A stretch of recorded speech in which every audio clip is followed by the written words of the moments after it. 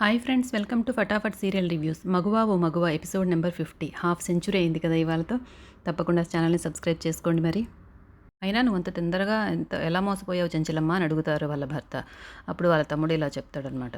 వదిన వదిన వాడికి ఏదో లోన్ వస్తుందంటే వేలిముద్రలు వేసింది, దాన్ని వాడు ఇలా వాడుకున్నాడన్నయ్య అని చెప్తాడు. అప్పుడు సింధూర అత్తమ్మ, ఈరోజు ఇతను మిమ్మల్ని మోసం చేశాడు, ఇతన్ని ఏమీ చేయకుండా మనం వదిలేసామంటే రేపు ఇతన్ని చూసుకుని అదే అలుసుగా అనుకుని ఇంకొకరు మోసం చేయడానికి ప్రయత్నిస్తారు అంటుంది. అవును చెంచలమ్మ, సింధూర చెప్పింది కరెక్టే. నీకు చదువు రాదు కాబట్టి ఎవరో ఒకరు మోసం చేయడానికి ప్రయత్నిస్తారు. పైగా నువ్వు ఎవరు సహాయం అడిగినా కూడా వెనుకాడవు. కాబట్టి మనం జాగ్రత్తగా ఉండాలి అంటారు. అప్పుడు ఆమె చెంచలమ్మ కోపంగా లేచి, చదువు మోసం చేయడం తప్పు కాదు, మోసపోవడం తప్పు. ఇన్నాళ్ళు నాకు చదువు రాదనే ఒకే ఒక కారణంతో ఎవరో ఒకరు ఏదో విధంగా మోసం చేస్తూనే ఉన్నారు. అందుకే ఇక మీదట ఇలా జరగకుండా నేను ఒక నిర్ణయం తీసుకున్నాను. ఇక మీద నుండి నేను వేలిముద్ర వేయను, సంతకం చేస్తాను అంటుంది. పత్రాల్లో ఏమి రాసుందో చదువుకొని మరీ సంతకం పెడతాను అంటుంది చెంచలమ్మ. అందుకే నేను చదువుకోవాలని నిర్ణయించుకున్నాను అని చెప్తుంది. అప్పుడు ఇంట్లో వాళ్ళందరూ షాక్ అయిపోతారు. షాక్తో కూడా భయం కూడా కలుగుతుందన్నమాట. వాళ్ళు చేసే మోసాలన్నీ కనిపెట్టేస్తుంది కదా. ఒక చెన్నకేశవులు గారు, సింధూర తప్ప అందరూ షాక్లోనూ భయంలోనూ ఉంటారు. ఈ వయసులో చదువుకుంటావా అక్క అని తన తోడికోడలు అడుగుతుంది. చదువుకి వయసుకి సంబంధం ఏముంది, చదువుకోవాలని గట్టిగా మనసులో ఉండాలే కానీ ఏ వయసులో అయినా చదువుకోవచ్చు అంటుంది చెంచలమ్మ.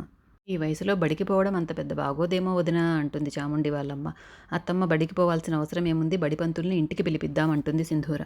ఏవండి, నేను చదువుకోవాలి, అందుకు కావాల్సిన ఏర్పాట్లన్నీ చేయండి అని వాళ్ళ భర్తకు చెప్తుంది. అలాగే చెంచలమ్మ అంటారు ఆయన. తర్వాత సీన్లో విజయమ్మ తన ఇంటికి వెళ్ళి అలివేణి ఇలారా అంటుంది. ఏమైందమ్మా అంత సంతోషంగా ఉన్నావు అంటే, త్వరగా నువ్వు వెళ్ళి పాయసం చేసి గుళ్ళో నైవేద్యం పెట్టిరా అంటుంది. ఏంటమ్మా నీకు విలేజ్ డెవలప్మెంట్ గురించి ఏమైనా కాంట్రాక్ట్ వచ్చిందా అని అడుగుతుంది. కాంట్రాక్ట్ రావడం పెద్ద విషయం కాదు, అంతకన్నా గొప్ప విషయమే జరిగింది అంటుంది విజయమ్మ. ఆ చెంచలమ్మ మీద గెలిచాను. చెంచలమ్మ మనుషులు ఆ చలపతిని దౌర్జన్యంగా తీసుకెళ్లి చెట్టుకు కట్టేసి వాడి తోటను లాక్కోవాలని చూశారు. కానీ నేను ఎదురెళ్ళి చెంచలమ్మ నుండి వాడిని కాపాడి ఆ తోటను వాడికి వచ్చేలాగా చేశాను అంటుంది. చెంచలమ్మ నా ముందు సిగ్గుతో తల దించుకునేలాగా చేశాను అని గర్వంగా చెప్పుకుంటుంది. నువ్వు చెంచలమ్మని తప్పుగా అర్థం చేసుకుంటున్నావు విజయ అనేసి తన భర్త చెప్తాడు. అప్పుడు విజయమ్మ కోపంతో చెంచలమ్మ చెంచలమ్మ చెంచలమ్మ, ఇప్పుడు చూసినా ఆ చెంచలమ్మ ఏదో పెద్ద దేవతలాగా మాట్లాడడం తప్ప నేను సంతోషంగా ఉంటే మీరు చూడలేరా అంటుంది. ఊరికే ఒక గుడి కట్టించే చెంచలమ్మ గారు ఆ చలపతి భూమిని ఎందుకు లాక్కోవాలనుకుంటారమ్మా అని అలివేణి కూడా అడుగుతుంది. చెంచలమ్మ పెద్దగా చదువుకోలేదు కాబట్టి ఆ చలపతి దొంగ సంతకాలు చేసి ఉండొచ్చు కదా చెంచలమ్మను మోసం చేసి అని అడుగుతాడు విజయమ్మని తన భర్త. కళ్ళ ముందు నిజం కనపడుతున్నా మీ తల్లి కూతుర్లిద్దరూ ఆ చెంచలమ్మ భజన చేస్తున్నారు అంటుంది. మీరు ఎవ్వరేమనుకున్నా నేను కోరుకునేది ఆ చెంచలం పతనాన్నే అంటుంది. ఆ మాటలకి వాళ్ళిద్దరూ బాధపడతారు. ఆ పక్కనే ఉన్న విజయమ్మ వాళ్ళ నాన్న కూడా పాపం అదే పశ్చివాతంతో ఉంటారు కదా చైర్లో, ఆయన కూడా చాలా బాధపడతారు. తర్వాత చెన్నకేశవులు గారు బయటికి వెళ్తూ చక్రం పద బయటికి వెళ్ళాలి, పనుంది ఊర్లోకి అనేసి పిలుస్తారు. అప్పుడు చంటి విని అయ్యగారు నేను కూడా వస్తానండి అంటాడు. నువ్వెక్కడికి రా అంటారు. వచ్చినప్పటి నుండి ఇంట్లో పనే చేసుకుంటున్నానండి, బయట ఊరు ఎలా ఉంటుందో చూడలేదు, నన్ను కూడా తీసుకెళ్ళండి అంటాడు. ఒక ముఖ్యమైన పని మీద వెళ్ళేటప్పుడు ముగ్గురు వెళ్ళకూడదు, ఇద్దరే వెళ్ళాలి అంటారు. మీరు వెళ్ళేది అంత ముఖ్యమైన పని అయ్యగారు అంటాడు. అవును చంటి అంటారు ఆయన. అలా మీరేమనుకోకపోతే అదేంటో నేను తెలుసుకోవచ్చా అండి అంటాడు. చెంచలమ్మ గారు రేపటి నుండి చదువుకుంటున్నారు, ఆ ఏర్పాట్లు చూడాలి అంటారు. అంటే రేపటి నుండి చెంచలమ్మ గారు బడికెళ్తున్నారా అండి అని అడుగుతాడు మళ్ళీ. ఇప్పుడు నాకు అంతా అర్థమైపోయింది అయ్యగారు, ఇప్పుడు మీరు వెళ్ళి అమ్మగారికి బాగా చదువు చెప్పే బడెతకాలి, రాసుకోవడానికి పలక బలపం ఇవి పెట్టుకోవడానికి సంచి ఇవన్నీ కొనాలి కదా అంటాడు. అయినా ఈ వయసులో అమ్మగారిని బడిలో చేర్చుకుంటారా? ఒకవేళ చేర్చుకున్నా అమ్మగారు ఈ ఊరి పెద్ద కాబట్టి చిన్నపిల్లల మధ్య కూర్చుంటారా? చదువు మీద ఇష్టంతో అమ్మగారు కూకున్నారే అనుకోండి, పిల్లలు ఊరుకుంటారా? అమ్మగారు ఊరు పెద్ద కాబట్టి ఎప్పుడైనా తీర్పులు చెప్పాల్సి వచ్చినప్పుడు సెలవు పెడతానంటే పంతులు గారు ఊరుకుంటారా? ఇలా గ్యాప్ లేకుండా తన వాగుడంతా మొదలు పెడతాడు చంటి. రే రే రే రే కొంచెం నన్ను మాట్లాడనిస్తావా అంటారు పెద్దాయన. ఇప్పుడు నువ్వు ఊహించుకొని నువ్వు మాట్లాడేదే కాకుండా ఎదుటి వాళ్ళు చెప్పేది కూడా వినడం నేర్చుకోరా. మా అమ్మగారు బడికి వెళ్ళడం కాదు, ఇంటికే బడి వస్తుంది అంటారు ఆయన. బడే ఇంటికి వస్తుందా, అదేంటబ్బా అని ఆలోచనలో పడిపోతాడు చంటి. ఈ లోపల చక్రము చెన్నకేశవులు గారు వెళ్ళిపోతారు. తర్వాత చలపతి తోటలో మామిడి తోటలో ఒక చెట్టుకి కూర్చొని కోతులాగా ఈ ప్రాపర్టీ ఇక నాది, ఇంతకుముందు చంద్రమ్మ చూస్తే భయంగా ఉండేది, ఇప్పుడు నాకు ఆ భయం ఏమీ లేదు, ఈ తోట నాది అని విరవేగుతుంటాడు. చలపతి దగ్గర ఉండే మనుషులు చెంచలమ్మ గారు అంత ఈజీగా ఒప్పుకున్నారంటే దీని వెనుక ఏదో పెద్ద ఆలోచనే ఉండుంటుంది, మీకు తెలియకుండా మీ మీద దెబ్బ కొడతారేమో అంటారు.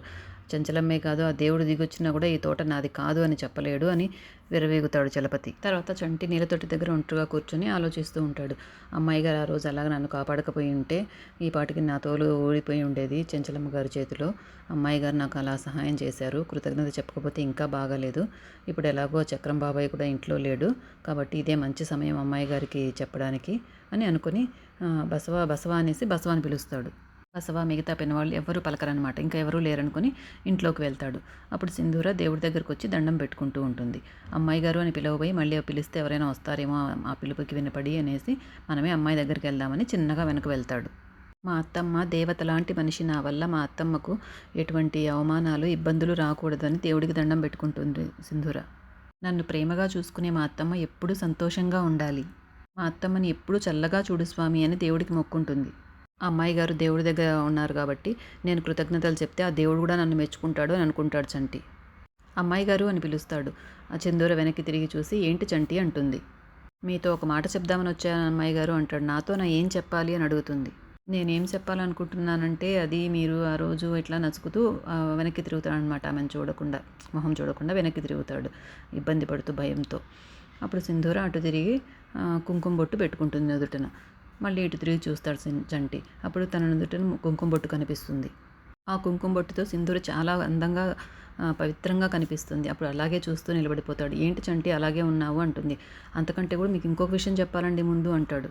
మిమ్మల్ని చూస్తుంటే అచ్చం లక్ష్మీదేవిలాగా ఉన్నారండి అంటాడు. మీ నుదుటిన బొట్టు పెట్టుకోగానే మీ మొహం ఎంత కళగా మారిపోయిందో తెలుసా అండి అంటాడు. అప్పుడు తడుతుందనమాట సింధూరకి. తను బొట్టు పెట్టుకోకూడదు కదా, అది మర్చిపోయి చంటితో మాట్లాడుతూ ఏదో పరధ్యానంలో బొట్టు పెట్టేసుకుంది మామూలుగా. ఇప్పుడు గుర్తొస్తుంది పెట్టుకోకూడదు అని. ఆడాళ్ళు బొట్టు పెట్టుకుంటే ఆకాశంలో చందమామ కన్నా అందంగా కనిపిస్తారండి అంటాడు చంటి. అంతలో చాముండి కూడా అక్కడికి వచ్చి చూస్తుంది సింధూర ఏంటి బొట్టు పెట్టుకుంది అని. అప్పుడు చంటి మీతో చాలా రోజుల నుండి ఒక మాట చెప్పాలనుకుంటున్నానండి అంటాడు. సింధూర తన మనసులో ఇలా అనుకుంటుంది, ఏదో పరధ్యానంలో బొట్టు పెట్టుకుని తప్పు చేశాను. ఈరోజు నేను సంతోషంగా ఉండడానికి కారణం మీరేనండి. ఆ రోజు నేనే తప్పు చేయలేదని చంచలమ్మ గారికి మీరే కదండి చెప్పారు అని చంటి ఒకవైపు చెప్తూ ఉంటాడు. మీరు చేసిన సాయానికి చాలా థ్యాంక్స్ అండి అని థ్యాంక్స్ చెప్తాడు. అప్పుడు సింధూర తన మనసులో నేను తప్పు చేశాను అనుకుంటూ బొట్టు తుడుచుకోబోతుంది. అమ్మాయి గారుని వెంటనే తన చేయి పట్టుకుంటాడు. పెట్టుకున్న బొట్టుని అట్ట తుడిచేస్తారేంటి అమ్మాయి గారు అని చేయి పట్టుకుంటాడు. చంటి చెయ్యి వదులు అంటుంది సింధూర. మీ నుదుటిన బొట్టు అలాగే ఉండాలి అమ్మాయి గారు అని చంటి అంటుంటాడు. వదులు చంటి అని సింధూర అంటుంటుంది. వాళ్ళిద్దరూ అమ్మాయి గారు బొట్టు తుడవకండి అని చంటి అంటూ ఉంటాడు. వదలు చంటి, వదులు చంటి అని, చెయ్యి వదులు చంటి అని సింధూర అంటుంటుంది. అది చాముండి చూసి చెయ్యి వదలరా అని గట్టిగా అరుస్తుంది. ఎంత ధైర్యం రా నీకు, సింధూర చేయి పట్టుకుంటావా అని కాలర్ పట్టుకొని చెంప మీద కొట్టి గట్టిగా లాగేస్తుందనమాట. అప్పుడు చంటి కింద పడతాడు. అప్పుడు చెంచలమ్మ అక్కడికి వచ్చి నిలబడుతుంది. చెంచలమ్మ కాళ్ళ మీద పడతాడు చంటి. చెంచలమ్మ చంటిని పైకి లేపుతుంది. ఆ చెంపదెబ్బ సౌండ్కి ఇంట్లో వాళ్ళందరూ అక్కడ వచ్చి చేరుతారు. అటువైపు సింధూర వైపు చూస్తే సింధూర నుదుటిన పెద్ద కుంకుమ బొట్టు ఉంటుంది. అది చూసి ఆశ్చర్యపోతుంది చెంచలమ్మ. ఇంట్లో వాళ్ళందరూ కూడా ఆశ్చర్యపోతారు. ఇంతలో ఎపిసోడ్ అయిపోతుంది. రేపటి ఎపిసోడ్లో తెలుసుకోవాలి ఏం జరుగుతుంది, చెంచలమ్మ ఏమనుకుంటుంది, తప్పుగా అర్థం చేసుకుంటుందా లేదా అనేది. మీకు తరువాయి భాగంలో ఇలా చూపిస్తారనమాట. చెంచలమ్మ అక్షరాభ్యాసం చేపిస్తూ ఉంటారు బియ్యంలో. అదే ఒక చిన్న ఫంక్షన్ లాగా ఏర్పాటు చేసి ఇంట్లో వాళ్ళందరూ బియ్యంలో పూజారి గారు వచ్చి రాపిస్తారనమాట. బియ్యంలో ఓం నమ శివాయ అని రాయాలి అని చెప్తారు.